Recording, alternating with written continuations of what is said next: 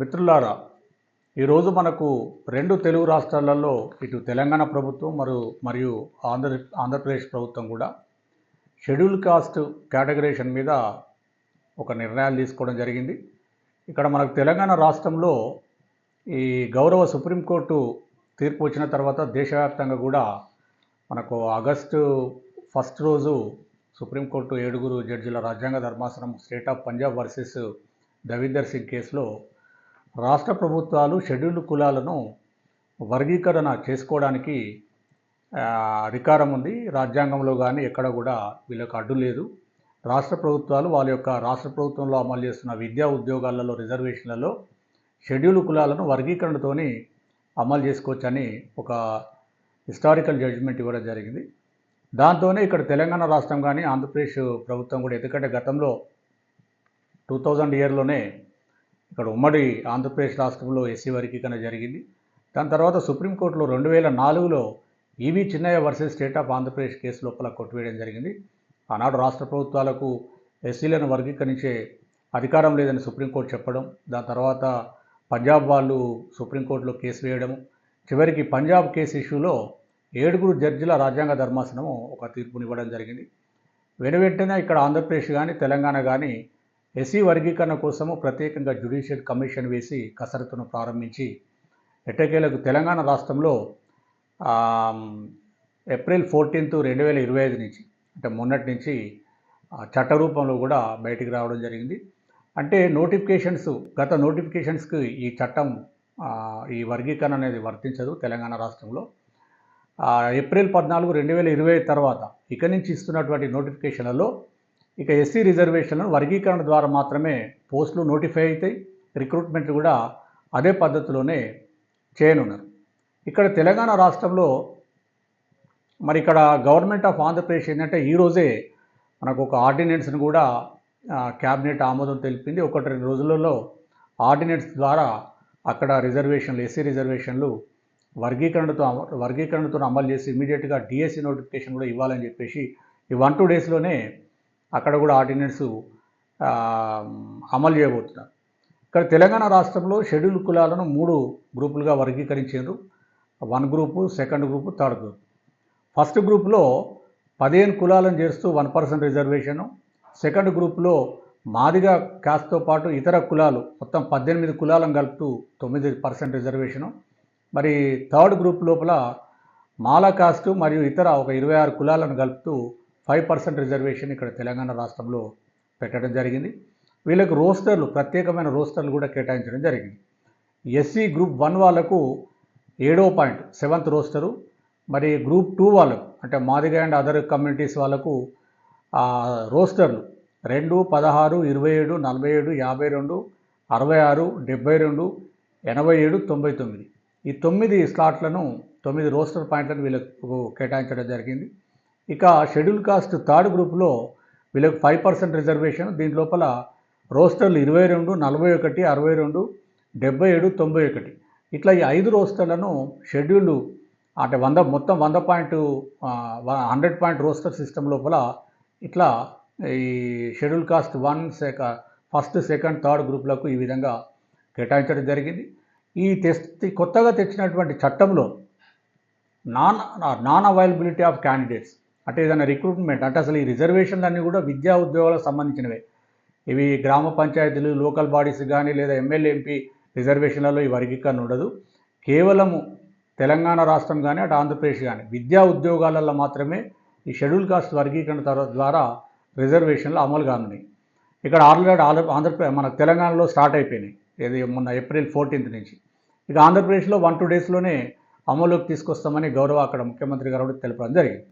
ఇక్కడ తెలంగాణ ఇచ్చినటువంటి చట్టంలో non availability of the candidates అంటే ఏదైనా ఒక గ్రూపులో క్యాండిడేట్స్ లేరనుకోండి సెలెక్షన్ చేసేటప్పుడు, అటు ఎడ్యుకేషన్ కానీ ఎంప్లాయ్మెంట్ కానీ, ఉదాహరణకు మొదటి గ్రూప్లో అభ్యర్థులు లేనట్లయితే 2వ గ్రూప్కు క్యారీ ఫార్వర్డ్ అవుతుంది అదే నోటిఫికేషన్లో, అదే అకాడమిక్ ఇయర్లో వెంటనే అనమాట. ఒకవేళ 2nd గ్రూప్లో అభ్యర్థులు లేనట్లయితే 3rd గ్రూప్కి ఇమీడియట్గా అదే నోటిఫికేషన్లో భర్తీ చేసే అవకాశం ఉంది. ఒకవేళ ఈ 3 కూడా లేనట్లయితే మాత్రమే క్యారీ ఫార్వర్డ్ అవుతుంది. గతంలో ఇప్పుడు ఉన్న క్యారీ ఫార్వర్డ్ సిస్టము 3 సబ్సిక్వెంట్ రిక్రూట్మెంట్ల వరకు వరుసగా 3 రిక్రూట్మెంట్ల వరకు క్యారీ ఫార్వర్డ్ అవుతుంది. ఒకవేళ ఆ పోస్టులు కనుక డీ రిజర్వ్ చేయాలంటే గవర్నమెంట్ ఆఫ్ తెలంగాణ పర్మిషన్ అవసరం, అదర్వైజ్ చేయడానికి లేదు, క్యారీ ఫార్వర్డ్ అవుతాయి. కానీ ఇక్కడ ఈ గ్రూపుల మధ్య, ఈ విత్ ఇన్ ద ఇంటర్నల్ గ్రూపుల మధ్య గ్రూప్ 1 క్యాండిడేట్స్ లేకపోతే సెకండ్ వాళ్ళతో భర్తీ చేస్తారు, సెకండ్లో అభ్యర్థులు లేకపోతే థర్డ్ వాళ్ళతో ఇమీడియట్గా ఫిలప్ చేస్తారు, ఇటు రిక్రూట్మెంట్ కానీ అటు ఎడ్యుకేషనల్ సీట్స్ భర్తీ కానీ.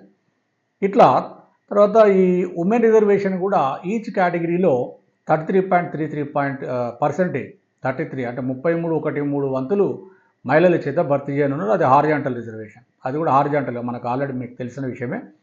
తర్వాత నోటిఫికేషన్స్ అనేది ఇక్కడ 100 పాయింట్ల రోస్టర్ సిస్టమే ఉంది. నోటిఫికేషన్లు గతంలో ఇచ్చినటువంటి నోటిఫికేషన్లకు ఇది వర్తించదు. ఎప్పుడైతే ఏప్రిల్ 14, 2020 తర్వాత నోటిఫికేషన్లు వస్తాయో వాటికి మాత్రమే ఈ ఎస్సీ వర్గీకరణ ఇదే పద్ధతిలో అమలు చేసే అవకాశం ఉన్నది. ఈ ప్రమోషన్ విషయానికి వస్తే కూడా గంతే. ప్రమోషన్లో ఇప్పుడు ఈ ఎస్సీ వర్గీకరణ కొత్తగా వచ్చినందువల్ల రోస్టర్లు అన్ని మళ్ళీ రీసెట్ అయిపోయి ఒకటి నుంచే స్టార్ట్ కాదు. ఆల్రెడీ ఏదైతే రిక్రూట్మెంట్లు అయిపోయినాయో రిక్రూట్మెంట్లు అయిపోయిన ఎండింగ్ పాయింట్ నుంచే మళ్ళీ నెక్స్ట్ రోస్టర్ స్టార్ట్ అవుతుంది తప్ప ఈ కొత్తగా ఎస్సీ వర్గీకరణ చట్టం వచ్చినందువల్ల మొత్తము రిక్రూట్మెంట్లు గతంలో చేసిన రోస్టర్లన్నీ రీసెట్ అయిపోయి మళ్ళీ ఒకటి నుంచి ప్రారంభించే అవకాశం అయితే లేదు. అదేవిధంగా ప్రమోషన్లో కూడా ఇదే పద్ధతిలో చేయనున్నారు. ఎస్సీ 1కి 1%, ఎస్సీ 2కు 9%, షెడ్యూల్ కాస్ట్ థర్డ్ గ్రూప్కి 5%.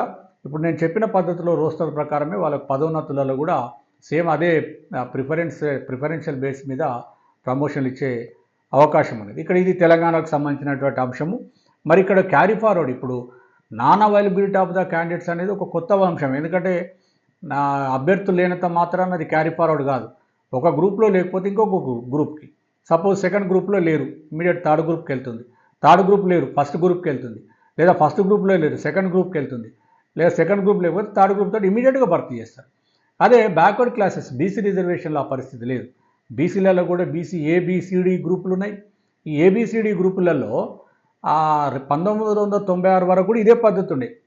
Non availability of the candidates, అభ్యర్థులు కనుక ఎంపిక కాగలిగిన వాళ్ళు, అర్హత లేని వాళ్ళు కనుక అభ్యర్థులు ఉన్నట్లయితే బీసీ ఏ గ్రూపులో లేకపోతే బి గ్రూప్ వాళ్ళకి ఇచ్చేవాళ్ళు, బి లేకపోతే సికి ఇచ్చేవాళ్ళు, సి లేకపోతే డికి ఇచ్చేవాళ్ళు. ఏది 1996 వరకు.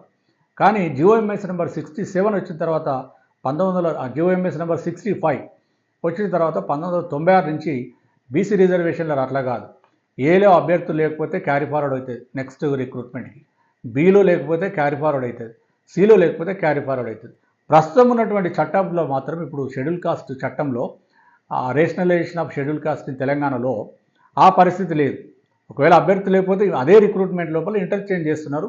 ఆ ముగ్గురు కూడా 3 గ్రూపులలో కూడా ఎవరు అభ్యర్థి లేకపోతే అప్పుడు ఆ సంబంధించినటువంటి ఆ గ్రూప్ సంబంధించినటువంటి వేకెన్సీ క్యారీ ఫార్వర్డ్ అవుతుంది.